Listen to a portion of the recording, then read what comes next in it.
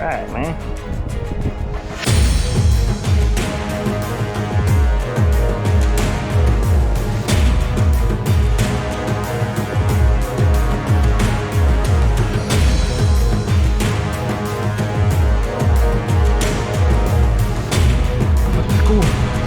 Without sticking the school. Oh.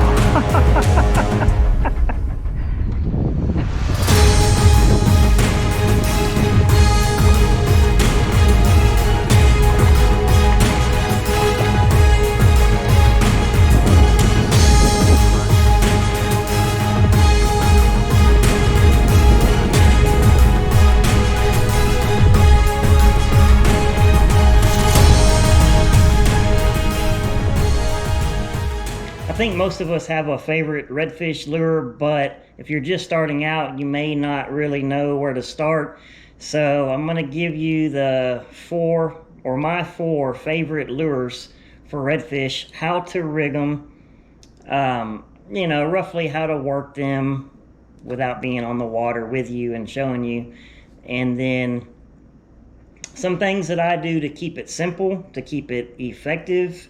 You know, I'm all about simplicity as a kayak fisherman. You know, if the wind's blowing and you're in a kayak and you're sitting down, trying to rig things certain ways can be a pain in the butt when there's easier ways to do it. And I think that they're pretty effective pretty dang often. So so there are a few techniques that you don't necessarily really have to do, such as an FG knot with a leader line and a loop knot and things like that. You can bypass some of that in some situations and it'll get you through. The fish will hit. I'm a firm believer that if you put a lure in front of a fish and you work it correctly, that they will hit it if they're hungry, if it's a decent bite. And I have used you know, some complicated stuff, and I've used some easy stuff, and in the end I feel like the easy stuff works fine for me. So I'll walk you through some of my favorite redfish lures and also how to rig them to be simple and effective. So number one on the list, and number one as in my favorite now, is the Bagley Gold Spoon. And this is a 1/4 ounce or 1/4, depending on where you're from. It will depend on how you say that. 1/4 ounce. So last year my favorite was the 1/2 ounce. It works good. It works pretty dang good still for me. But as you get into shallower conditions, lower tide levels, not quite so much actual water, because you have submerged grass and then you have a little bit of water on top of the submerged grass, I have found that the 1/4 ounce is easier to run across the top of that grass without it sinking and catching that grass like the 1/2 ounce does. The 1/2 ounce I still use it sometimes. It's mostly just because it's something that I had laying around. But the 1/4 ounce is my new favorite, and I'm going to show you how to rig it, and then I'll show you the other 3 lures that I love for redfish. So I use a 30-pound leader. Doesn't matter which brand to me. I think it's just going to be a short leader, so to me it doesn't really matter about brand. I've been using this triple fish.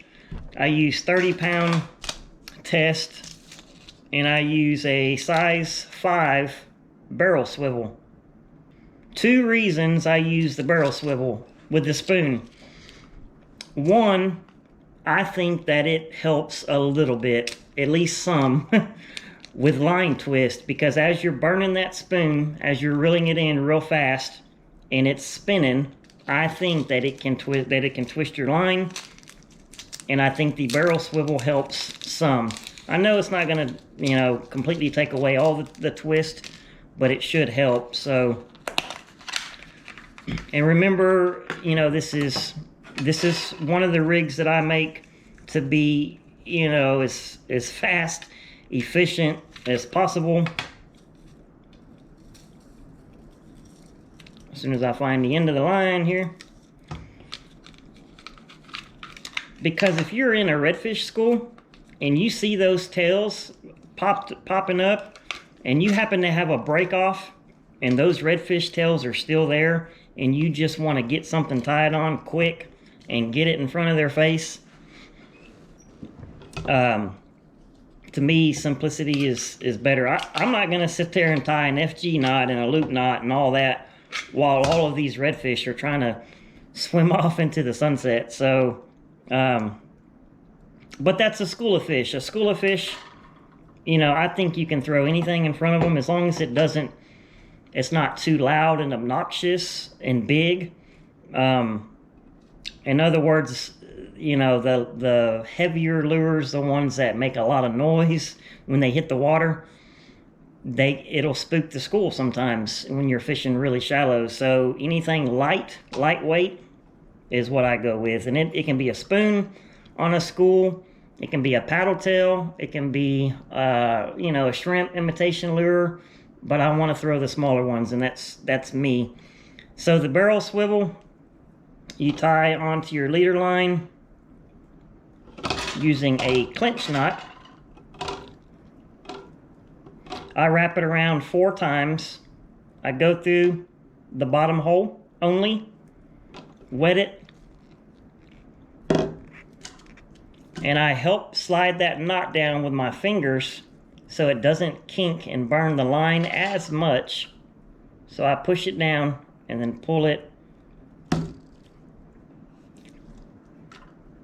and that's your knot, and then you'll trim off. There it is. So there's your knot, and you'll trim off the excess, of course. And I just use about 12 inches.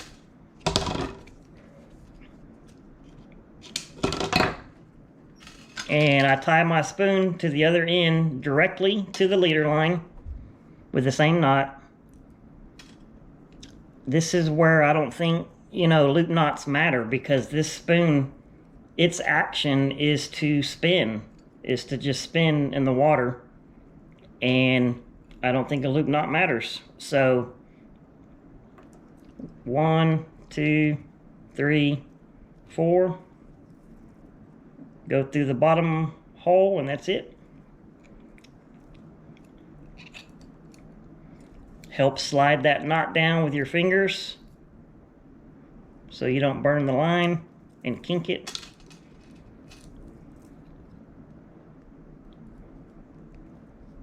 And that's it. So you have the barrel swivel on one end, about 12 inches, and your spoon. And then you just tie your barrel swivel to your braid. If you use braid, most people are using braid these days. If you're not,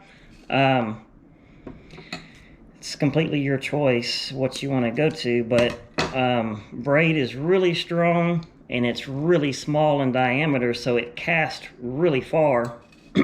But it can also be a pain in the butt as you're getting used to it. So that's it. Now the next lure that's a favorite of mine still today is the wake baits.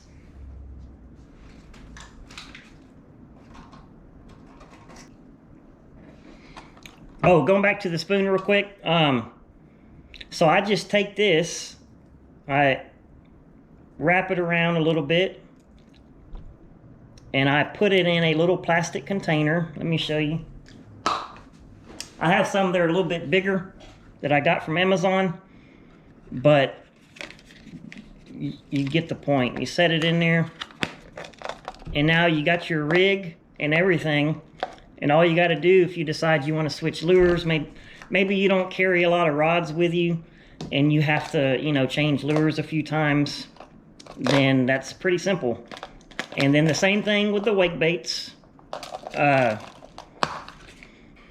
use that same leader, I use the same barrel swivel, but I make a change where I tie the lure on. I make a couple changes on the wake bait. So 6 Cents makes them. Mans, and I think Berkeley makes them. Also, Flatwater Baits makes some wake baits too. If they come with this little split ring, I remove that, and I'm going to show you why in a minute, with some split ring pliers. So I get rid of this split ring. You probably could just tie your leader right onto that split ring, but a little bit easier thing I'm going to show you. And I've been doing this for a couple years on this particular setup. I take a Spro Split Snap, and it is a 90-pound. Most of this stuff you can find on my website, cleanfunfishing.com. Plus all the links are down below too. These little clips are if you want to change that lure fast, you know, you don't have to retie and stuff like that. And this is what it looks like. I don't know if you can, if you can't see it, I'll put a different picture up there for you. But that little snap without the split ring, it goes on there pretty fast and simple. It's easier when it's got line on it, but that's attached to it like that. And then you tie, so you take your barrel swivel and your leader, you tie your leader to the clip, same knot.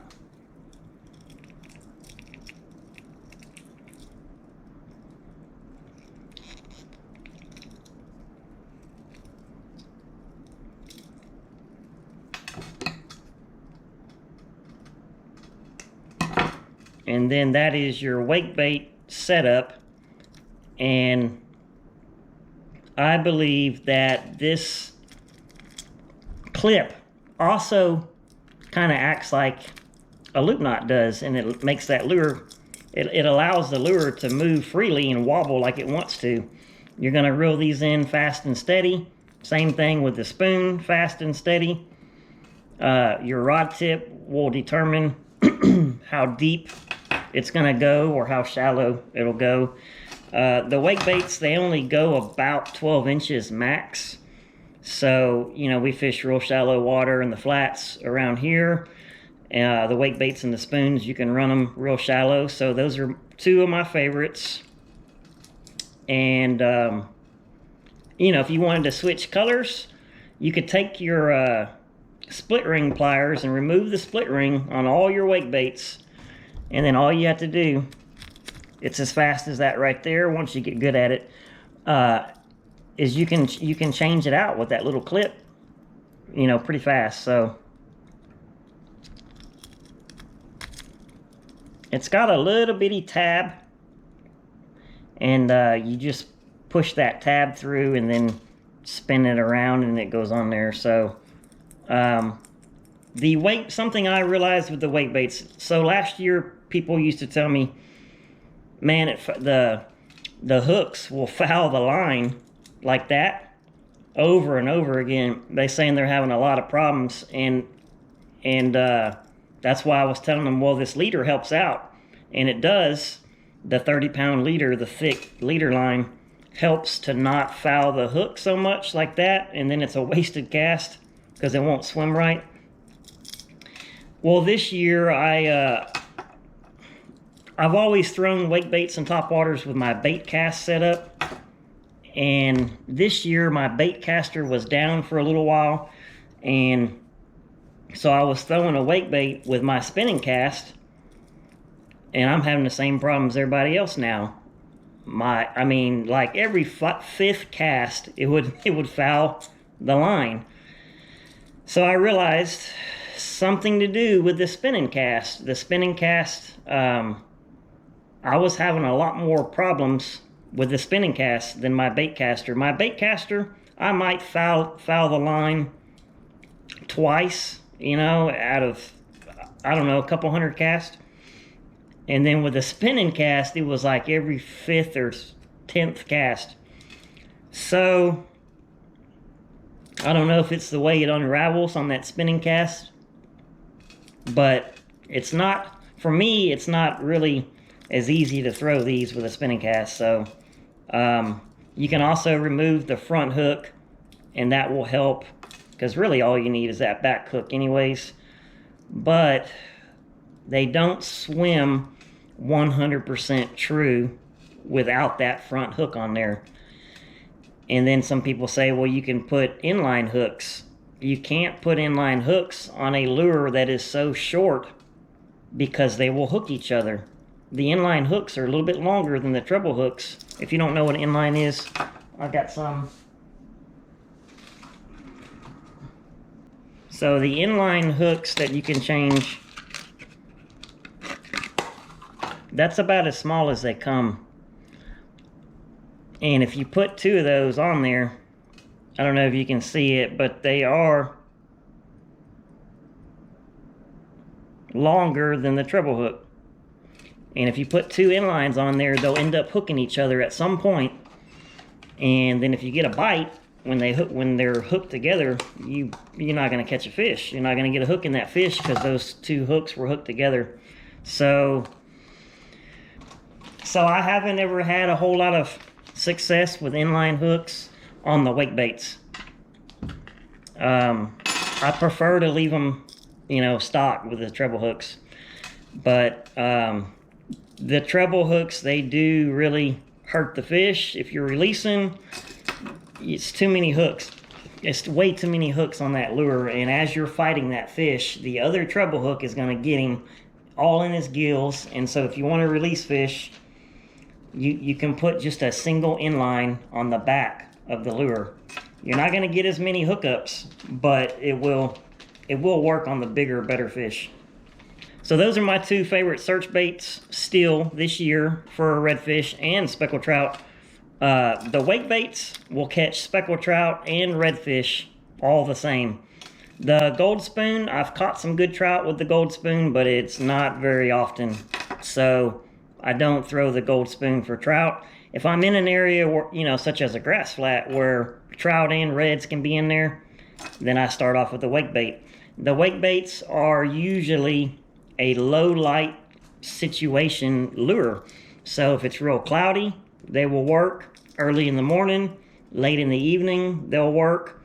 If it gets real sunny and no cloud cover, the spoon. The spoon works really good when it's sunny, because the sun reflects off of the spoon and it just looks like a bait fish. But the spoon will also work when it's cloudy. So the spoon is my #1 favorite lure this year. So these are going to be your search baits. You're going to throw them and just reel them in fast and steady. Within some bait activity, you see bait activity, but you don't know exactly where the fish is, you throw your search baits. But when you're sight casting, you're seeing tails, you're seeing a redfish with his back out of the water. When you're sight casting, I change it up usually. So the next favorite is going to be either the Flatwater Baits paddle tail or the Gulp swimming mullet. So not much has changed for me on that this year. Basically just a paddle tail, a basic paddle tail. 3 inches, even 2.5 inches, really small and tiny is what I like to throw within a redfish school. I would prefer to use a jig head with an exposed hook when I'm sight casting, but sometimes you don't have a choice and you got to go with a weedless setup. So a weedless swim bait hook, for me, they just don't really hook up quite as good as an exposed hook. And if you're unsure how to rig, I'll show you how to rig it real quick. This is a weedless swim bait hook. It's made by killerjigs.com, And they have some sizes that other people don't have, such as 1/0 with a 1/16. This is really, really light. This is a really, really light setup, and you'll have to use a medium light rod with 10-pound braid in order to really throw this. So your bigger rods and your heavier lines will not throw this but about 20 feet. So you just twist it through there on that little corkscrew, and then right where, so that hook, you just mark where the hook is right there. That's where you put it through. You have to bend it a little bit. You have to kind of go through the tail a little bit on something so small. And that is your weedless setup. You want to make sure you have some gap between the belly of the lure and the hook. If that hook is right up against that belly whenever it's rigged up correctly, so in other words, if it looks about like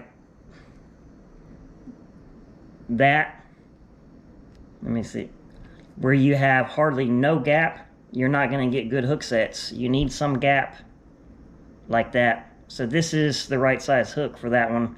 That's a 1/0. And then jig head, if you want to use a jig head. The H2O, the Academy brand, is a cheap, pretty good jig head that I use. And I use usually 1/16 ounce. So I'll show it to you on the flat water baits.